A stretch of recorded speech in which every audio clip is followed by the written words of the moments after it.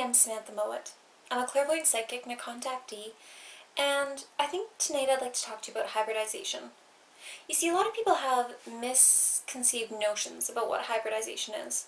When most people think of hybridization, they go straight to automatically seeing it's always to do with the Greys, and that they're abducting people in their 20s, maybe 30s, and that these people don't have any knowledge behind why the abduction is occurring, they don't have any understanding why it's going on. All of a sudden these humans could find themselves on craft or with these little Greys in their room, taking them in a silent type state up onto a craft, doing these medical procedures on them, and then them coming home. And if they're a woman, they may have had like ova extracted, or they may be impregnated, or if they're a man, they may have semen extracted. And then all of a sudden they come home like, oh my goodness, what happened? I'm so scared, I'm so stressed, I don't know what's going on, why is this happening? And this constant turmoil in their head is often what the media is portraying with hybridization. However, that's been very different from my experience.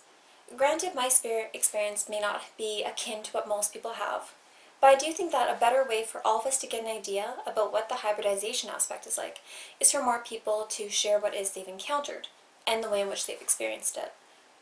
You'll have to excuse me here, like that sound. I should have taken off my snow pants, I walked the dogs, couldn't make a YouTube video, way too snowy, but that's okay, so I'll try my best not to move my legs, so if you do hear that weird noise, please forgive me. So getting back to hybridization for a moment, how it normally starts is before you incarnate on this planet, many people who are going through hybridization will actually make soul contracts between themselves and the beings who are going to be abducting them. It could be the Greys, it could be the Andromedans, it could be reptilians, it could be mantis, it could be any gambit of beings. It really depends upon who is needing to have certain mixtures of DNA occurring between the different extraterrestrial multidimensional races and humanity. Now, what will happen is, for instance, in my case, I have contracts in place where I've agreed to help a certain number of species, quite a few in fact. And because I have these contracts in place, they have permission to abduct me during this incarnation, to check my vital levels, to see, okay, well, this is the pollutant levels in Samantha's body, this is where her hormones are, this is what her energetic system's doing. If I'm developing diseases, or if I'm developing energetic imbalances or things that could lead to health issues, they take care of that, because obviously that would impact the way the hybrids are affected, which would make the whole situation of trying to create these hybrids completely redundant. And so for them, it's in their best interest to ensure that I'm in a more optimum state of health, which is quite beneficial for me. So when I came down into the body and I started having these different human experiences, they would often periodically abduct me every few months to make sure that my body was okay. I chose to incarnate into a household where people smoked, and so they were always repairing my lungs, making sure that they were better maintained and able to handle what was going on, as well as ensuring my vital organs and my endocrine system were all up to where they needed to be. And when things fell below the necessary markers of what these beings permitted or needed for the hybrids in the future, they would modify my body in such a way to make it so it was back to optimum health, which has been fantastic.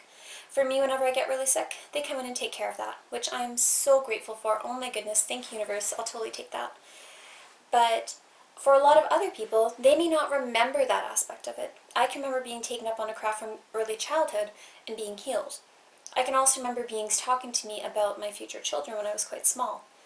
So to go and find yourself being taken out of walls, through the wall or up through the ceiling and going up on a craft is a very normal thing for people in the hybrid program.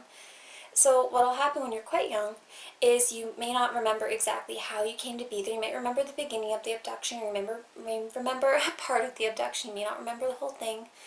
But for a lot of us, we'll get like these little chunks of memories, these little segments that'll come forward.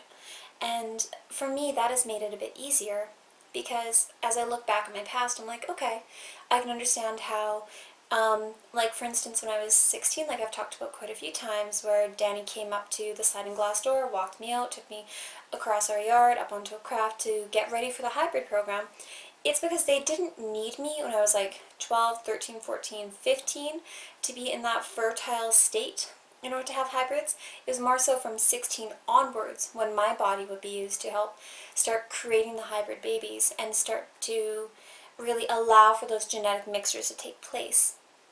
You see, when I was in the early part of my cycle and early part of my I guess, pubescent stage, it wasn't quite right to have hybrids being formed at that time because my endocrine system was going up and down. The hormonal fluctuations are so common at that time.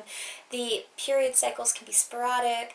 The way the body is, even on an energetic level, is kind of like flashing all over the place. It's just too much for most beings and too much for most people. And so we'll even notice when we interact with teenagers that one moment their energy can be calm and then the next moment it's like, oh my goodness, that is just really intense. And so getting back to it, when I was looking back at my teenage encounters in relation to hybridization, I saw how it was very common for them to take me not when I was menstruating, but quite often prior to ovulation, during ovulation, and shortly thereafter. And what they were doing at that time was monitoring where my body's levels were when it came to my hormones, how many eggs were being released. They did send me messages when I was quite young, I think it was in grade 8 or something like that, the different beings I work with, telling me, it's almost like a telepathic communication that we had, saying to keep my sexual partners very low and to only roughly have relations with people that I was in love with, because they were trying to make sure that I was not introducing unnecessary energetic cords with people, as well as preventing the likelihood of me ever getting any STDs or STIs. So I'm very grateful for them having done that. Now, when I'm talking about the energetic cords coming into place and how that relates to hybridization, is when you have sex with someone, you are creating a cord between your energetic body and theirs, one that is not easily broken. I'm not positive you can ever fully release that cord of energy. And that's why it's very common for a lot of us to be able to tap into our previous partners and be like, oh, okay, I know how they're doing. I know what's going on in the world. Because you now have this energetic point of connection, which is very different from the energetic cords we share with our children.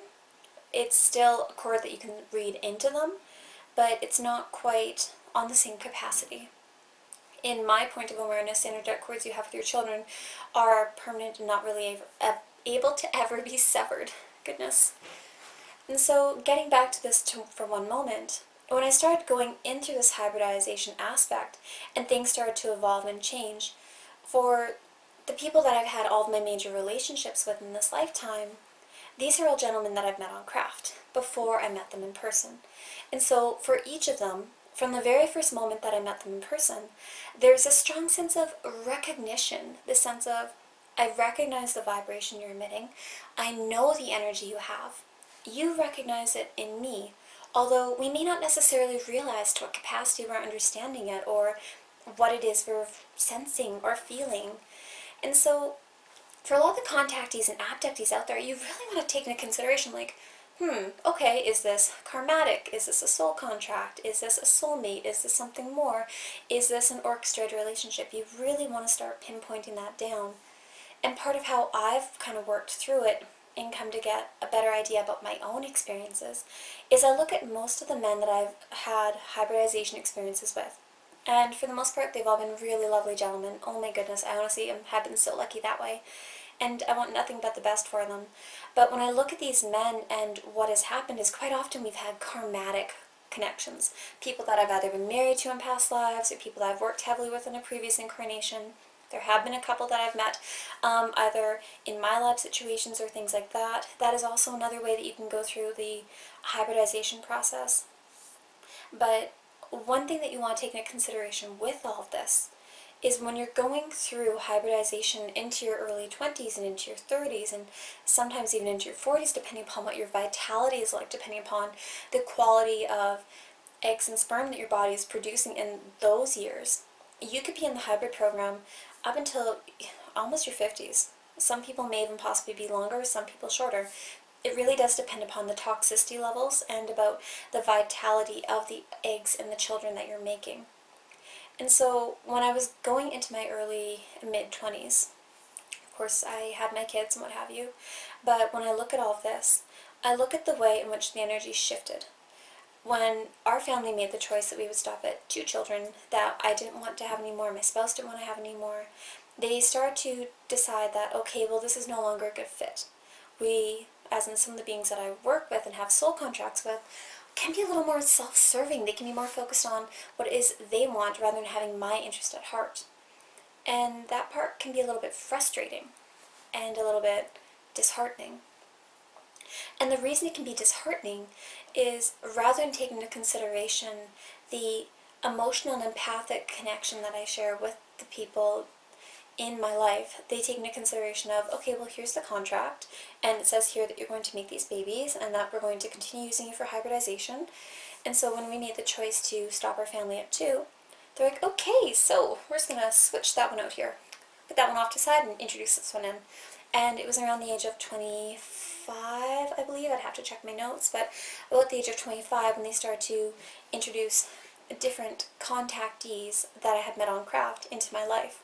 It was really frustrating because I had this one encounter and I found myself on craft and I was in the presence of a being and I was with this gentleman, and I remember them talking to me saying that he'd be a good fit, he'd be a good replacement. I'm like, no, not okay, I'm not happy about this. They were telling me information about this man, like how he had 2 daughters and that he is recently divorced and that this is going. I'm like, whoa, whoa, whoa, whoa, whoa, no, I don't want that. And so when I disregarded that male, of course they brought forward another one. And it was less than, I think, 8 months later that the next one came forward. And that one came around for a couple of years and he and I had a few hybrids together and that was fine. But when I'd met this gentleman, it was interesting because once again there was that energetic awareness, there was that energetic recognition going on, to the point that we impacted the energy in the room when he and I first came into space together, to the point that I felt it, he felt it, and the people in the store that we were in felt it as well. And when you look at the connection that happens when it comes to hybridization, is when you have a stronger soul connection with someone, when you have that feeling of love and comfort and familiarity with them, not only on a soul level, but in this incarnational level as well, you produce happier and healthier hybrids.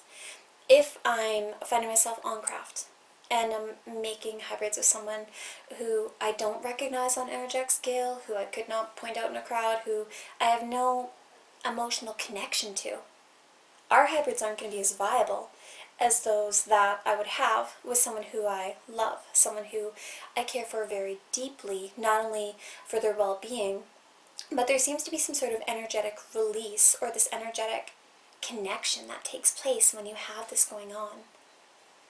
And it took me a long time to come to realize that. So when I eventually kept cutting the cords to this one gentleman and released his energy, and he was releasing my energy, and we were doing everything in our power to go our own separate ways because we just knew it wasn't a good, viable option this lifetime to have each other in our lives because we want completely different things. They replaced this gentleman less than a few months later with another one that I had been abducted with from early childhood, who I was very familiar with, who I'd gone to school on craft with, who I knew on a very love-based level. And when I saw him for what I thought was the first time at first, I realized afterwards, like, oh my goodness, I've been abducted with you since I was 5. How stupid of me to think that it was the first time when here I am at like 30-something.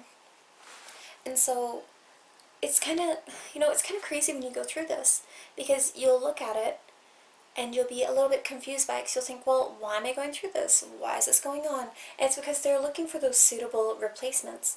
And of course, I look at some of these situations and I've started to become very careful about what it is I joke about, even to my family or my husband. So I'm like, oh, well, be careful or they're going to replace you. And lo and behold, of course, what do they keep trying to do? Replace them. So of course I don't joke about that anymore. But, when I look at the way hybridization has shifted, I've noticed that once I disregarded that gentleman and I didn't want to have him in my life anymore, and when I saw my encounters quite often to turn the other way and try to walk the other direction, they've replaced him with someone else. And, it can be complicated because sometimes they'll tell you the first name of the person, the middle name, the last name, their occupation. They'll tell you where in the world they're located because they're trying to give you these clues or these, this information about them, and you don't always necessarily want to know these things about these people. You can feel frustrated and powerless and incapable of really moving it forward. And I don't like it when they do stuff like that, but I get it. It's frustrating. And, it can get to the point that I've been trying to figure out exactly what are the keys, what are the markers in place to tell me which one are the ETs trying to orchestrate relationships, which are the MyLab ones that are trying to be orchestrated, which are the angelic ones trying to orchestrate. Because I've noticed over the last couple of years, I've had a number of different groups trying to present different viable options for me. And it can be very frustrating when you're going through this because you'll be trying your best to maintain your life and maintain what control you think you have. But then you'll find yourself going through periods where it's like, okay, I have this intense connection to someone. It's obviously a soul level connection beyond that I share with the normal human, beyond that I even share with my family or my close kin. And it can be so overwhelming because you'll look at this and you'll ask the beings that you work with, could you please show me who I'm supposed to be with? And depending upon what group comes forward to give you information, they could be the ones presenting the information saying, we want you with this one, or we want you with that one, or we want you with this person. And, when I was younger, I didn't think to continue asking more questions. I didn't think to use the same level of discernment that I use now. I only really thought about, well, what is it that I need to do? What is it my contracts have? What is it like my contracts have in place for me? What is it that I need to do in this situation? And so I would have situations like with the one gentleman that I met, he and I ended up working at the same metaphysical bookstore, and he had a lot of gray DNA, and it's fine, I love grays, the grays are wonderful. But because of the amount of gray DNA he has in him, and because of the amount that is present in me as well, when I asked about who it was I was supposed to be, because I was getting a lot of conflicting signs and synchronicities from the universe, and when I asked about that, I had the grays come forward in an abduction right after I went to sleep one night. They took me out of my body. And they showed me a vehicle. It was a black car, and it showed me driving. I was in the passenger seat, pardon me, which for me, I'm such a control freak. I'm not ever letting people drive. But this gentleman was driving. I felt fine because he was driving. As he and I were driving down this winding road, I told him to stop the vehicle because I could feel ET energy all around us. We stopped the car, and then all of these grays surround our vehicle and walk out towards us from in the woods. And they were trying to tell me that, hey, we like this man, we like his energy, we like the genetic composition that you have and that he has, and we feel it would be a really good fit for both of you. Of course, one thing that they look at with this is they only try to have you breed with other people who are also psychically inclined for the activating DNA component, and quite often a lot of the men that I have been bred with are rhesus negative, which makes them more compatible for me, which is completely fine. But when I look at other ones, like some of the reptilian men that I've had come forward who have more of the activated reptilian DNA, of course we all have reptilian DNA. I find it really funny that some people think that we don't have like an accumulation of these different beings within us. It's just a matter of to what percentage is activated and which percentage is more prevalent in each of us. And so because I have all these different beings abducting me and modifying my genetics from a really young age, it depends on who's abducting me and what aspect is being brought forward as far as the genetic composition is concerned in regards to who I'm being bred with. And so I notice when the gray aspect of my genetics step back, my desire to pursue sciences and mathematics as a career, looking into things like obstetrics and pediatrics, that started to fall to the side. Whereas when I started to have more of the reptilians coming forward when it came to the breeding aspect, it was interesting because that's when I started to feel more of the pull towards martial arts, feeling more of the pull towards enjoying that aspect, the structure, the routine, the high discipline, stuff like that, being more incorporated into my life. And I found it interesting because I would go and sometimes I'd be reading somebody, and it'd be sometimes a man, and like this one man I read this one time, actually I shouldn't say one time, it was like half a dozen times, but whatever. And after the first time I met him, I recognized his DNA right away. I recognized his vibration. He recognized me too, because he and I had been abducted on craft before multiple times. And this was one of their sneaky little ways of trying to bring forward someone that I'd been abducted with into my life. And of course, I pushed that one away too. So once I pushed that one away, it was like on to the next one. And that's something they do quite a bit. And, when I look at the hybrid aspect, and how it really relates to everything, is I really do enjoy a lot of hybridization. I love meeting my hybrid children. Some are reptilians, some are grey, some are Andromedans, some look more humanoid, some appear to be just these interesting little balls of energy. It really depends upon who it is. I mean, some are even Arcturian, and it really, when you start to meet them, and you see the way these little beings move, and the way that they interact with you, and how they feel like there's an essence of their soul and their vibration that is akin to your own, and you recognize that in them, it really does fill you with love. There's this aspect where I'm like, oh my goodness, I love them, and I feel connected to them, and I'm happy about it. But when I'm going through the other aspects of it, like the orchestrated relationships, that is the part that I honestly really don't like. Because sometimes you'll find yourself meeting people who you can have an instant soul connection with. People who can tap into your auric field and manipulate it despite being provinces or states away, who can tell if you're thinking about them or what you're thinking about, or if you put too much pepper on your food. I mean, there's these really weird psychic connections that can go on with the people that you're having these soul bondings and pairings with. Even when I look at the way that my hybridization has changed over the years in relation to the orchestrated relationships, it's almost like they've taken it up another level every year for the last couple of years, because I've been disregarding the components that they want. They have been trying to push one person out of my life and replace that person with someone else. And of course, being a stubborn little monkey, I'm never very good at listening to others when they want me to do something that I don't want to do. But it's hard. It's honestly really, really hard when you look at this. Because I look at the component related to where they want my life to go and where they want to see things go. They want for me to have a couple more biological children. I'm not sure all the time that I want to. I look at the fact that I have a few dozen hybrid children, and that they're, for the most part, very viable and healthy and happy, because when you have people that are not of a compatible vibratory ratio, it can create mental imbalances with the hybrids. Think of it this way. If you have two people, and you're trying to get them to breed, if you have the mother and the father, and the two different vibrations that they're emitting, if one of them is discordant, and the other one is not quite at the same vibratory rate, then we have an inconsistency of vibration. And that inconsistency in vibration creates discord. That discord can either impact the physical body, the mental body, the auric body, and depending upon the capacity in which it is not, I guess, able to maintain frequency, especially within a range of frequency that is healthy, it can make the hybrids very sick. Sometimes they can be sickly and die because of organ failure. Other times they can go mentally insane.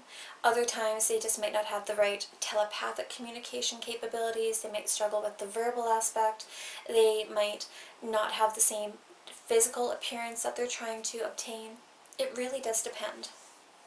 And so I've found that my abductions tend to go in clusters, depending upon what group it is that's taking me primarily at that time. As I've looked back over my journals, I've noticed there's sections where it's mostly reptilians, mostly greys, or mostly humanoids, or mostly light beings, or mostly whatever. It seems like they go in pockets. And so, because I've taken into consideration how those pockets have occurred, it has given me a better idea of how to take that information and to rate it against the information related to who it is I'm having abductions with on a potential spouse level. Whenever I shut my energy down from one person, within a couple months that person gets phased out and the next one comes in. And in my most recent hybridization encounters, when I talked about them taking it up a level, they really have. They've done bonding and pairing with someone that is equally as psychic as me, and is a completely different person, yet a complete match in a lot of ways. And so they really do their research about who it is would be good for you when it comes to bonding and pairing, not only on a personality level, if they're trying to orchestrate the relationship into being something that is occurring not just on craft, but in your physical life as well. And this can make life a more difficult situation for you. Their consideration about whether you are already in relationships really means nothing to them, because they're looking at going, okay, well that's not working, switch that out, trade it. Because they don't have the same, typically, empathic or emotional understanding that we do. And so, because a lot of these beings are looking at things from more of a logical or priority-based perspective, they will typically take people for hybridization in their 20s, 30s, and early 40s. With as the amount of viable children being produced decreases, they will really concentrate that over towards the 20s and the 30s, and then really start to slow it down in the 40s if they notice there is a hormonal disruption or disruptions occurring. 1 second.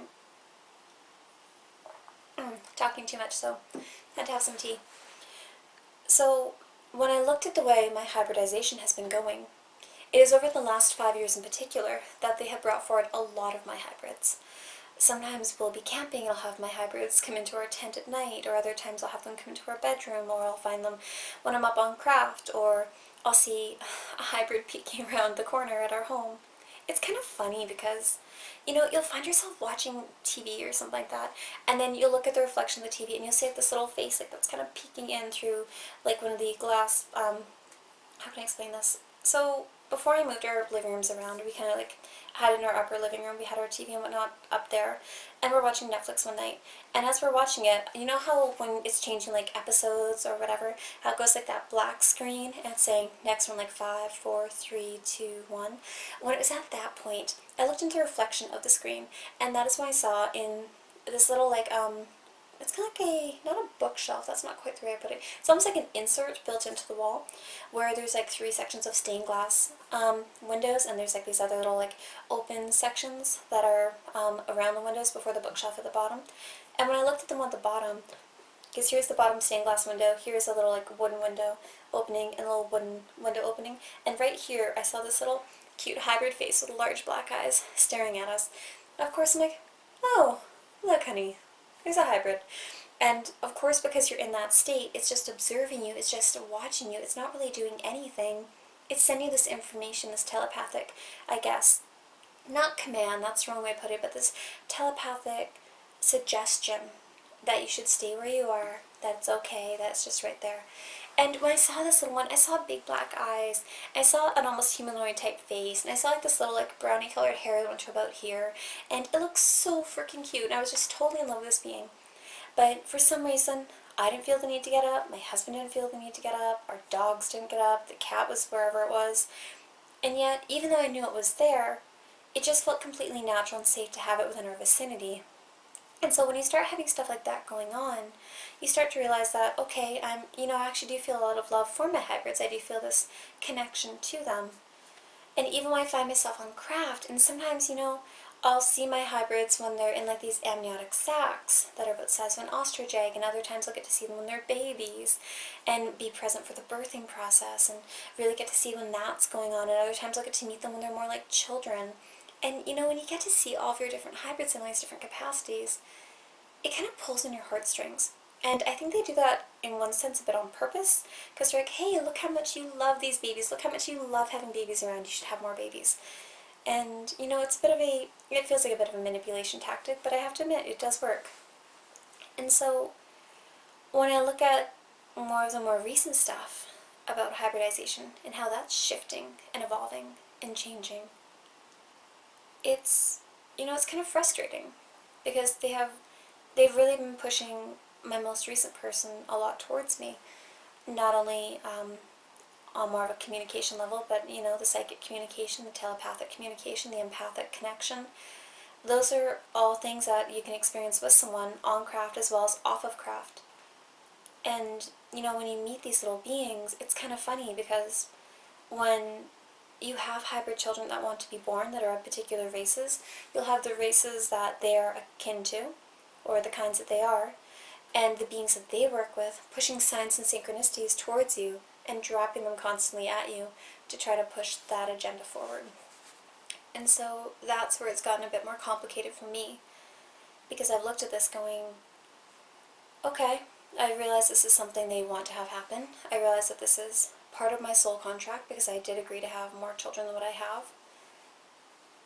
And, we do always have the options to not follow our contracts. We always have the options to break our contracts, destroy them, uncreate them. And I have to admit, there are days when I definitely think about it. But when I look at the way hybridization is going, there are a few key points that really stand out to me. Whenever I am pre-ovulation, ovulation, or shortly after ovulation within 4 days, that is when the majority of my contact occurs. I have noticed that if I am menstruating, I don't typically have anything related to hybridization occurring. I can have other contact occurring relating to my health, teaching, training, stuff like that, my lab encounters. Those don't really seem to have the same fixation upon where I am within my menstruation cycle. But I have noticed that when I'm going up to a period where I'm going to be going through intense hybridization, the things that my body craves changes. For instance, in the last couple of months, I've had a few rounds of back-to-back hybridization. Ever since the summer, I've had a good 3 or 4 cycles where it's been, all related to hybrids and making happy, healthy hybrids. And so what I was craving was mostly really healthy food. I was craving things like fruit. I was craving a lot of tea. I was craving a lot of sleep. I craved a lot of vitamins. Pardon me for yawning. Oh my goodness. But I was craving more of that type of energy, the things that would raise my vibration, that would purify my body without the introduction of unnecessary toxins, as well as keeping me within a healthy range for what was necessary.